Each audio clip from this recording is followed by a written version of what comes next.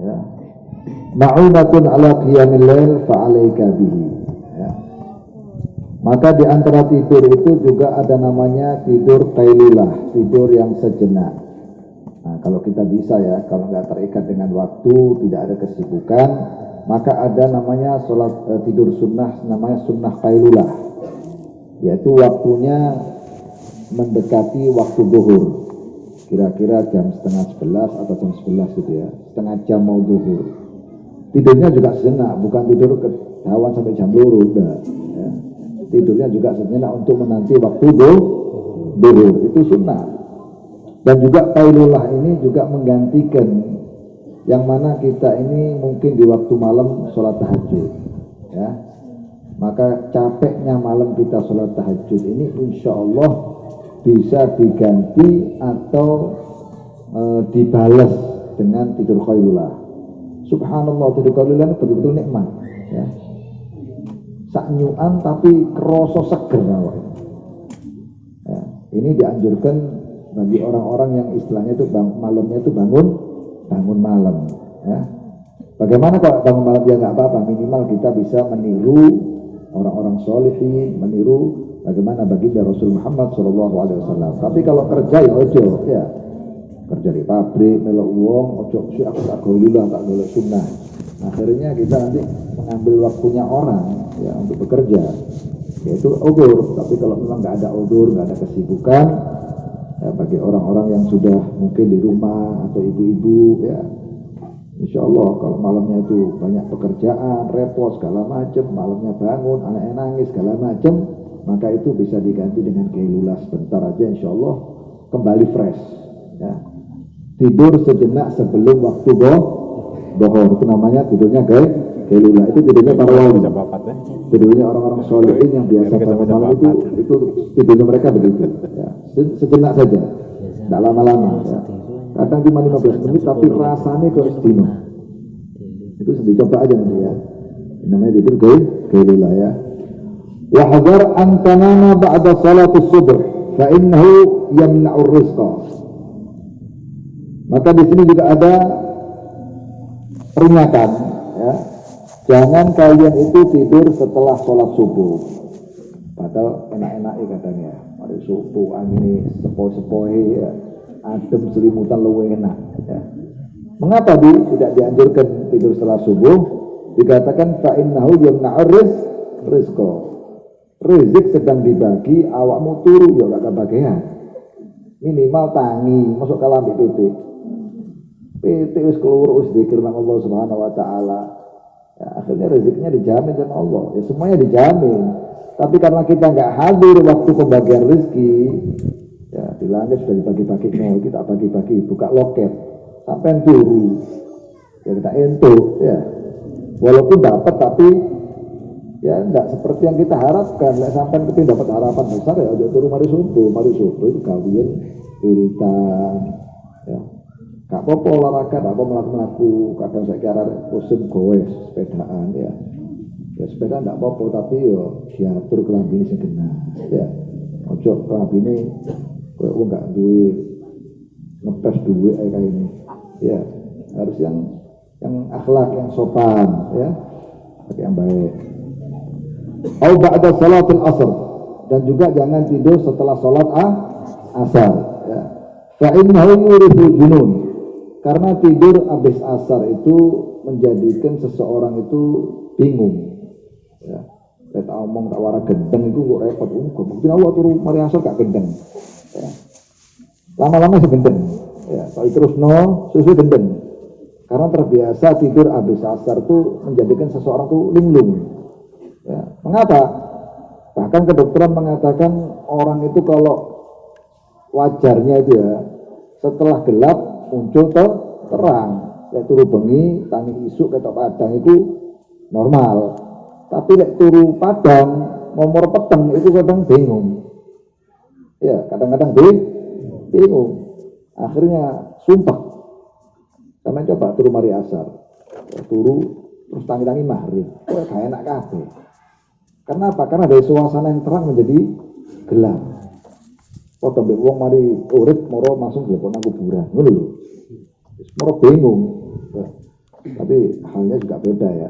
Artinya begitu, yurusul junun, garewong bingung, kadang stres, sumpah, ya.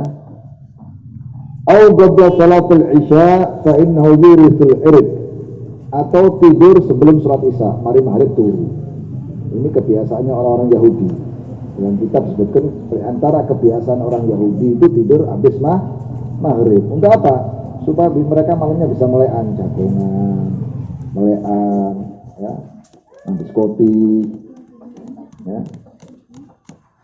Fa'in hayuritul irid, karena tidur habis maghrib itu menjadikan orang nggak bisa tidur.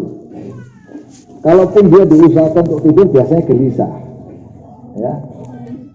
Kamu coba nih turun mari maghrib, engkau fala anamallahu aina. Allah Subhanahu wa taala nggak menjadikan dia nggak bisa tidur malamnya. Ya, kalau orang gelisah begitu, ya, bingung karepe dhewe, ya. Fa idza ra'aita fi manamika ma yasurruka min ar-ru'ya fahmadillah wa awwilhu bi khairin munasibun yakunu kadzalik. Ya. Dan jika engkau dalam tidurmu itu mimpi, biasa mimpi ya. Mimpi apa yang menjadikan kamu itu senang, mimpi yang mengembirakan, ya. Mimpi ketemu orang soleh, mimpi ketemu, mudah-mudahan ya, mimpi ketemu Nabi Muhammad SAW. Pokoknya mimpi yang bagus, ya. Mimpi yang bagus, ya. Maka dianjurkan kita ini untuk bersyukur kepada Allah Subhanahu wa Ta'ala dan ditakwilkan dengan takwil yang baik dan sesuai dengan apa yang terjadi. Tapi ojo ngerasa bangga dengan mimpi, akhirnya kita jadi orang yang tertipu. Aku mampunya ketemu wong wali gede, masya Allah, berarti aku tuh hebat. Akhirnya itu menjadikan kita ujub, ya. Amal ibadah kita akhirnya hilang. Lek ngimpi sing apik, syukur bi Allah, ya Allah. Aku sing elek kok ngene, sing akeh dosa diimpen wong baik. Mudah-mudahan aku iki dikatut dadi wong baik. Begitu. Ya. Ojo ngimpi wong apik moro ngrasa kok berarti aku wis wong apik aku iki. Wis gak perlu aku taklim maneh, gak perlu aku ngrasa wis hebat. Nah, ini artinya tertipu dengan mimpi artinya, ya. Tertipu dengan mimpi. Kalau mimpi bagus, syukur bi Allah, masih dikasih ingatan sama Allah Subhanahu wa Ta'ala dengan mimpi orang-orang sholihin, ya. Padahal kita menjadi orang yang sebetulnya hakikatnya masih belum baik, tapi dimimpikan dengan orang baik. Mudah-mudahan kita katut menjadi orang baik, ya. Wa idza ra'aita ma yasu'uka fata'awwadz billah minasyarr, ya. Kalau kamu mimpi yang buruk, mimpi gerandong, ya, mimpi gondorwo ngomongane, ya. Mimpi gak enak pokoknya, mimpi dikepuri wong sak kampung, ya. Pokoknya mimpi ini gak apik, ya. Fata'awwadz billah, ya, dianjurkan kita untuk ta'awudz, a'udzubillahi minasyaitonir rajim, mengucap. Nah, ini Islam tuh bagaimana mengajar kita untuk ingat sama Allah Subhanahu wa Ta'ala. Fata'awwadz billah, mintalah perlindungan kepada Allah Subhanahu wa Ta'ala dari segala kejahatan.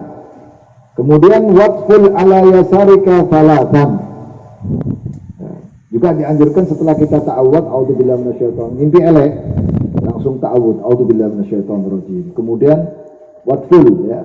Waqful itu itu tapi kan ibune, ya, gitu sampai disepul, ya. Sebelah kiri 3 kali, ya. Kemungkinan ada setan lagi menggoda dalam mimpi kita, ya.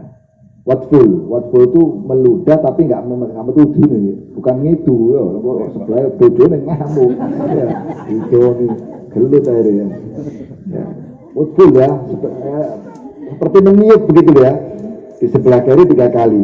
Kemudian watahawwal ila jambikal akhir. Kemudian dianjurkan juga untuk berpindah posisi, bukan pindah posisi badan, ya, bukan posisi tempat.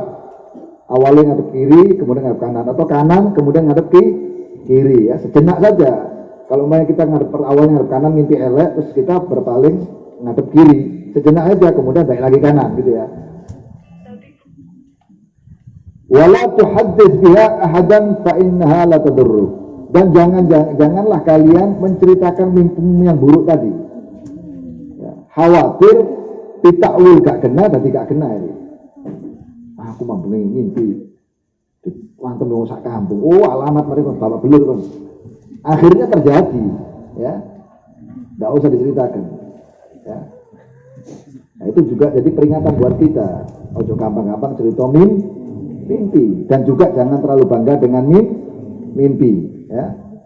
Wa idza qassa 'alaika ahadun ru'yan fala tu'awwilha. Kalau ada orang bercerita kepada kita tentang sebuah mimpi, ojo langsung ditakwil. Aku mah bengi, welek wis mate kamu mari. Ojo ya. Fala tu'awwilha, jangan langsung ditakwil gitu ya. Hatta yus'alu minka. Sampai orang itu memohon kepada kita untuk takwil. Ya, ini juga adabnya seorang, artinya orang ngerti ilmu ya. Ojo langsung ditakwil, kecuali orang itu, Ustaz, saya minta ya apa?